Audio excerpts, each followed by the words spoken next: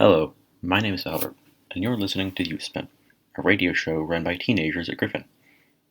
In this segment, I'll be attempting to analyze what makes games, specifically video games, fun, to me at least. Back in the olden days, arcade cabinets like Pac-Man or Space Invaders would be really difficult and be designed to keep getting more and more difficult, and the only reward was watching your score go up. I think the main reason these games were so popular was because they were designed to have fast-paced, difficult gameplay that would keep you putting in more and more quarters. And the quick gameplay and intense jumps in difficulty made the game fun because the player would feel very accomplished after beating, say, some ridiculously difficult level of Pac-Man. The games also had to be fun to make money. As video game technology improved, more and more types of games became possible, and the first thing that I think of is Super Mario Bros. Super Mario Bros. Was a pretty different game from the games that came before it. First of all, it had a final goal and levels that weren't just one level repeated over and over with different enemy variations.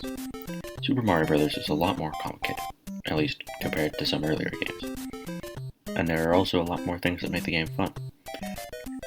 The gameplay is more complicated than the games that came before it, but it's still pretty simple, and progressively gets more and more difficult as you move on to more and more difficult levels. I think that a lot of the enjoyment from Super Mario Bros. Comes from skillfully navigating each usually well-designed level and getting to the flagpole. Up till now, none of the games that I've mentioned have had a very complicated story, or really any story at all. But on the Super Nintendo Entertainment System, that would change quite a lot. Now, I am aware that this piece is very biased towards Nintendo games, and most of the games mentioned are Nintendo games, but that's just because those are the games that I've played a lot of. Legend of Zelda, Super Metroid, and Earthbound were all games with at least somewhat open worlds, and at least some kind of story. The Legend of Zelda series is well known for having a big emphasis on exploration, and when the player explores somewhere that they weren't told to go and gets rewarded for it, that can be a really fun thing to experience in a video game. And all three of these games have a pretty big emphasis on exploration.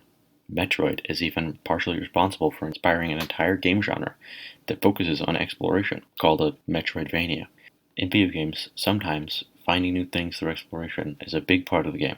Sometimes you explore to find item rewards or to progress or uncover the story. I think that this is partially what makes Legend of Zelda Breath of the Wild so fun. Breath of the Wild's game world is so big and well designed that just exploring to find all the hidden secrets all over the map can be even more rewarding than the main game's story. Speaking of the story, some games have such a good story that just playing the game and experiencing the story is fun enough to make the entire game enjoyable. And video games can tell stories in such a unique way because the player is directly interacting with it, and some games let the player influence where the story goes. Games can also use environmental storytelling to tell stories in ways that other media can't. A great example of this is in The Legend of Zelda Breath of the Wild.